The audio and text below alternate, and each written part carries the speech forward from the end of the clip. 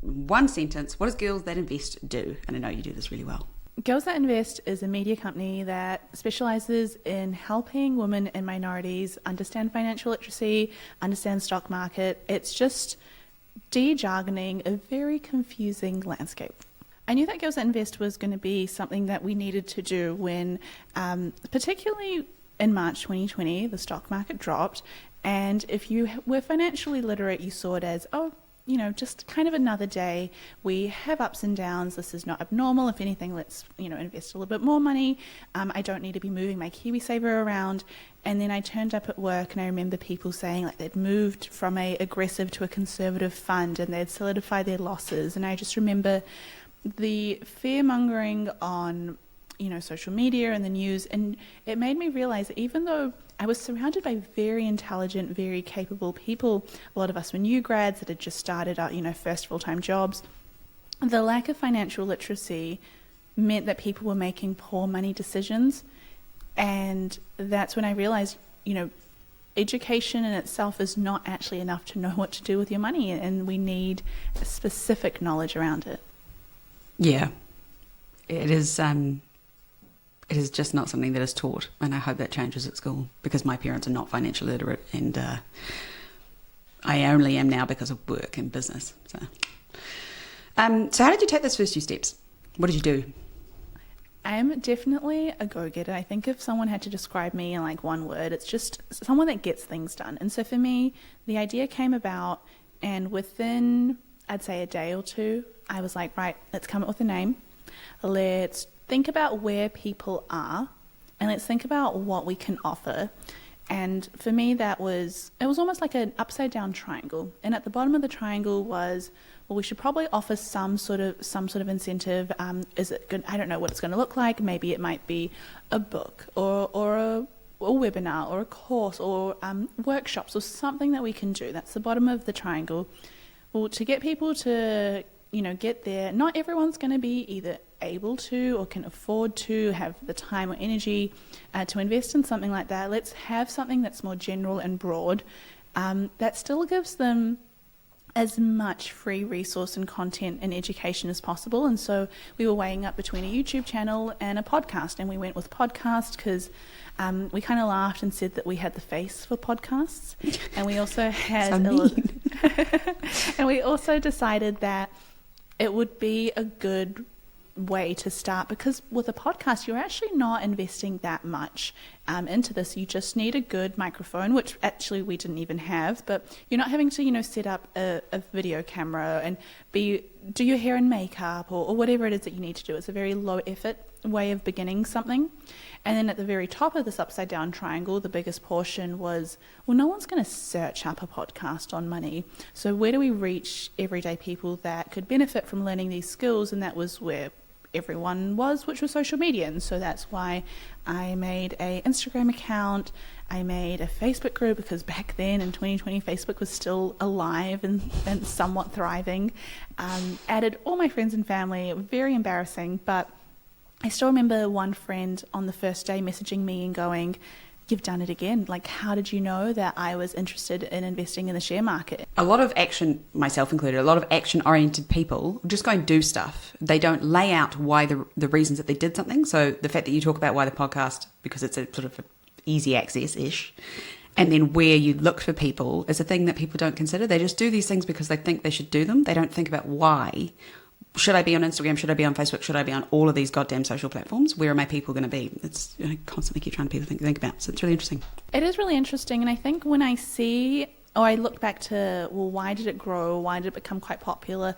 I think it actually comes down to the naivety of my mindset. And you hear this a lot. Like, business owners were so naive. Will always say, when I first began, I don't know. I didn't weigh up. I didn't make a pros and cons list of like YouTube versus podcast, which would be better, where should I put my time? Because the analysis paralysis, when you have too many data points, means that you get less done. To not know enough and go, I could read a few articles on how to record a podcast, I can download this free software, and podcasts might not have been the best option. Maybe we would have been even bigger if we had gone down the YouTube route, but the idea is at least we chose one and went for it. Thinking 10 years, 5 years, knowing you into the future, what is the ultimate goal?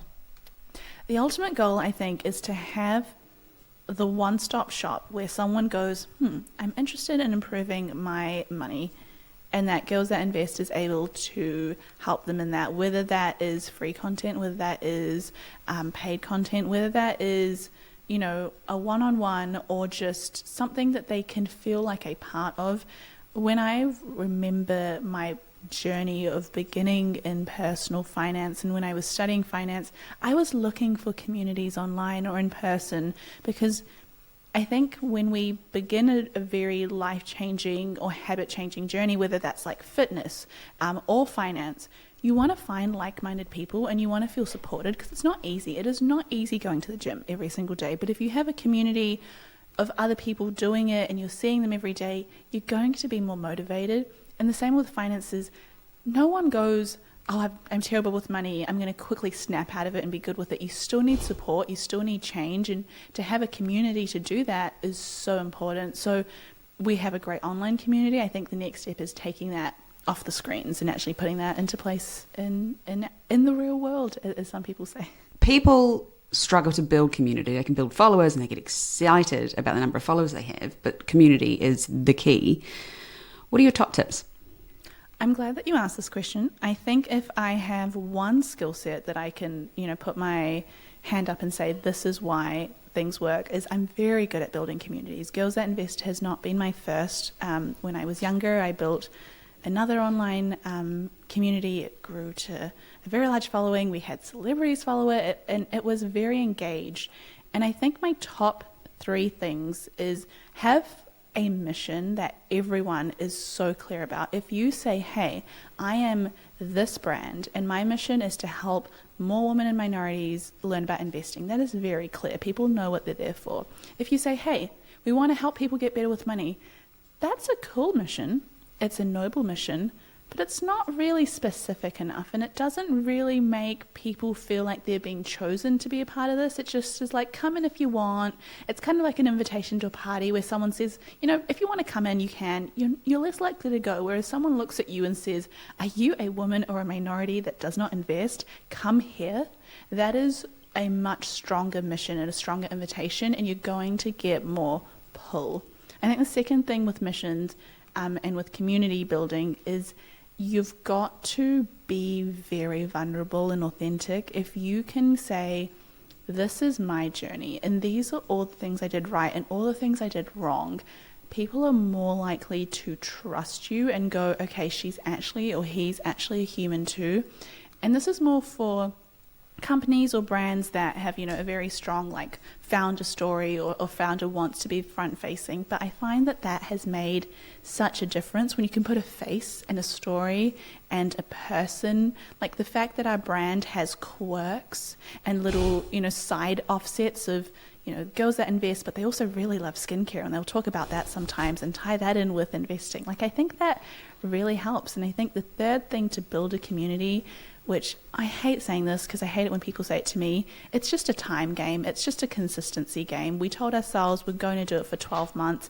It was so embarrassing at the start making content for like the 3 followers that we had, you know, but you have to give that same energy as if you had 3 followers or 100,000 followers on social media. You have to turn up the same every single day, and the people will come if you keep the first 2, you know, pillars up, the idea of having a strong mission and being consistent and being vulnerable. And I love that you say it's embarrassing, because a lot of people keep saying, oh, I don't want to post on social media because I'm embarrassed. My friends and family will see it and they'll laugh at me. If they laugh at you, they suck. So who cares?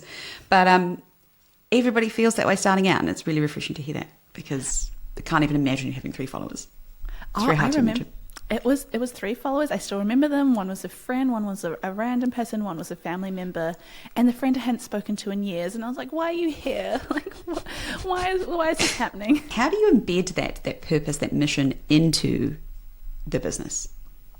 I think saying it constantly and having it front facing and having it be almost something that you keep referring to yourself will reflect in the work that you do. And so, for example, if we ever came up with So we do a lot of content creation because I think content creation is a really good way to give bite-sized pieces of information about, a wider topic. And so let's say something topical happens.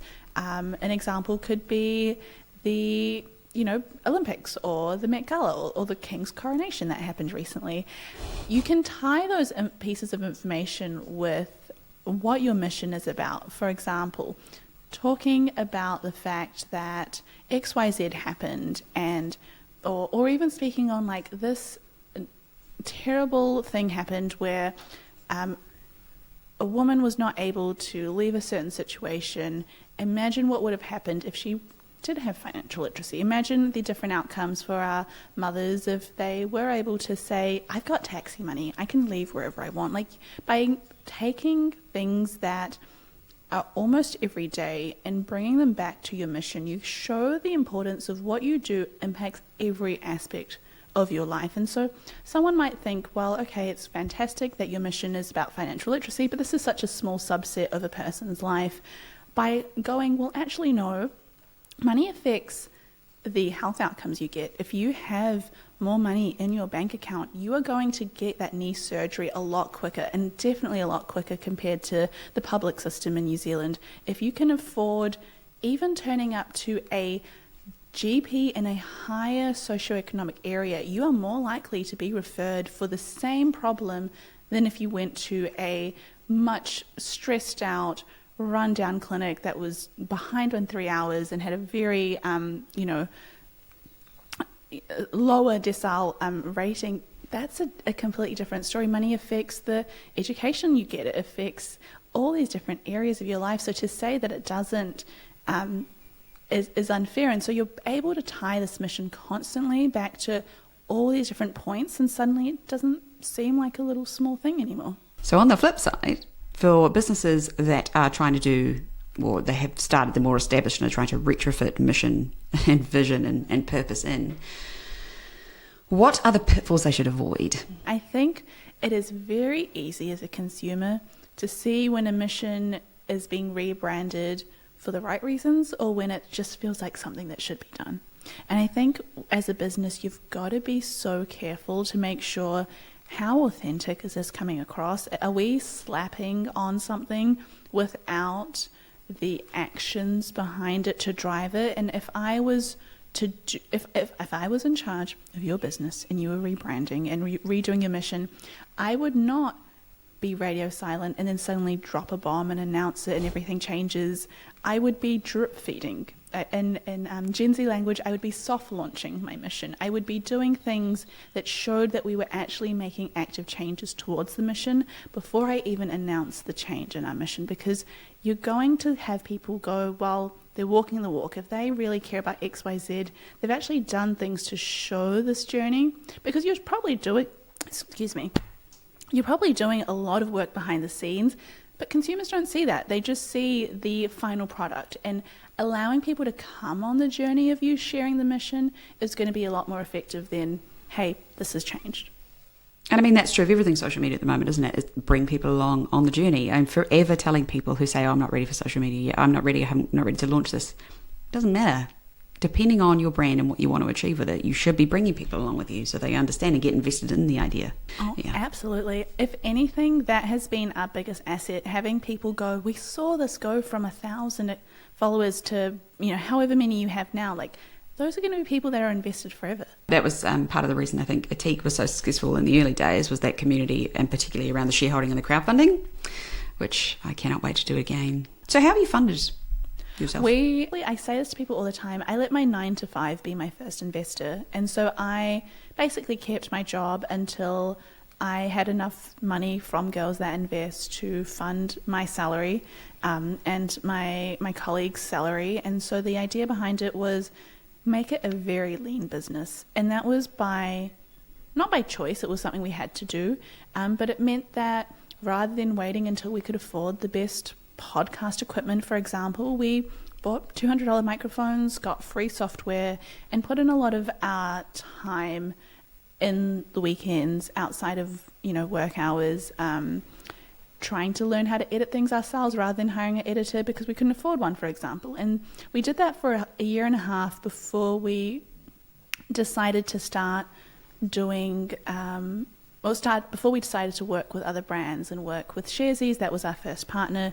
And that was very intentional for me. If you're going to be a media company and you're going to speak on something so taboo like money, you need to show, or maybe in better words, earn your stripes and show a level of authenticity, consistency, show that you're not just there to, make a quick money grab. And when you have people's trust because you've been doing it consistently for so long, it just means it's a lot easier to have high engagement. And so our very first and only product that we sell, when we first sold it, we thought, maybe we'll get 10 people jumping in on this. We had 500 people sign in, and that was just purely because of the high levels of engagement by slowly building it up over time. When you don't have external funding, you become a very resourceful founder, and a resourceful founder, in my opinion, is one of the best kind of founders. Agree to all of that, and I think the businesses that we should celebrate are those that have not raised. And I appreciate not every industry can, but I think the businesses we need to celebrate are the ones like Spanx or MailChimp that literally bootstrap to where they are, give or take. What is your number one tip for someone wanting to start a mission-led business? My number one tip in 2023 is to jump on TikTok. And I know you might be thinking, this does not apply to me, Simran. I run a consulting agency. This would not work. Hear me out. There is a huge benefit into being in the place where everyone is, and you can still create a very high quality, powerful brand without cheapening it. Because I know a lot of people listening in will go, TikTok, I am not going to be dancing on there like my brand. I don't want to cheapen it. I have friends now that if they want to go eat at a restaurant, if they're looking for things to do, they will not Google those anymore. They will search them on TikTok. And that is absolutely insane to me. Rather than going, I want to buy a watch, or I want to find out like a good accountant, they jump on TikTok and they search up accountants Auckland. And that's fantastic. You don't have to know what you're doing, but to have a presence there, to find people that do similar things to you, there's a TikTok for everyone. And this is a very unusual number one tip, but it will pay dividends. A good example of this was in Australia. They've recently announced their Shark Tanks, the sharks for Shark Tank. And one of them was the founder of Showpo, which is a online retailer for women's clothing. She got on there because 2 years ago she decided to jump on TikTok, create a personal brand, just share her behind the scenes. I think she called herself the lazy CEO, and because her personal brand grew so strongly, she's had these opportunities. No one would have said, you know what, Showpo's a fantastic brand, let's get this founder of that on, without seeing her constantly, because when you're there, you're in people's minds, and the amount of opportunities that turn up will just blow you out of the water. Favourite tip. Yep. Nag every single one of my mentees about getting on TikTok. What is the one action you'd want people to go away and do after listening to this? I think the one action I would want people to take away is to sit down and write down the worst case scenario and the best case scenario for the thing that you know you need to be doing but have not yet done. Because often we inflate the worst case scenario and we really undersell the best case scenario. And oftentimes you'll realize your worst case scenario is you'll end up right where you are right now.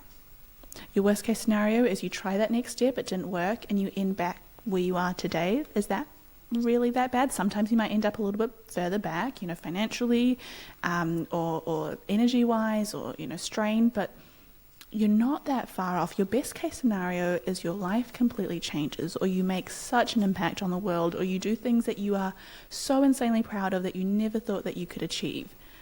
And so suddenly your risk that you're taking on has a much greater reason to take on. I remember when I was going through this, I thought, gosh, should I really go in all on this? Like, I've got a really stable 9-to-5 job and I really enjoy it. And do I really quit my job after working 18 months? Like, this is insanity. I've spent 5 years studying for this. And then I had to look at my best case and worst case scenario. My worst case was I come back to this job, they'll probably hire me again. My best case was I could make a little dent in the world, and had I not, I never would have known.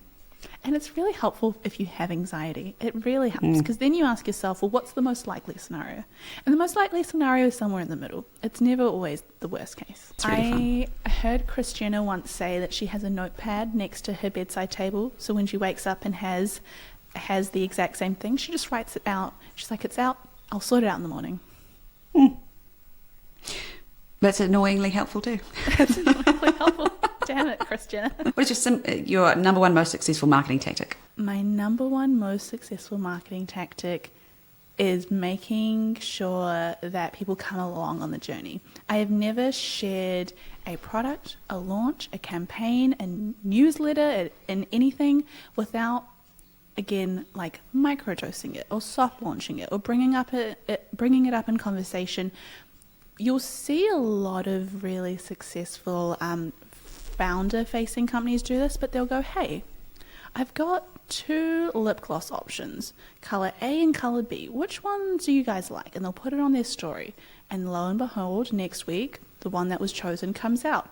If you have taken a second to just like one of them, you have been part of the journey, and you are more connected to that experience, you're more connected to that campaign, and you feel like you've actually been listened to as opposed to being told to go out and grab something. And we see that a lot.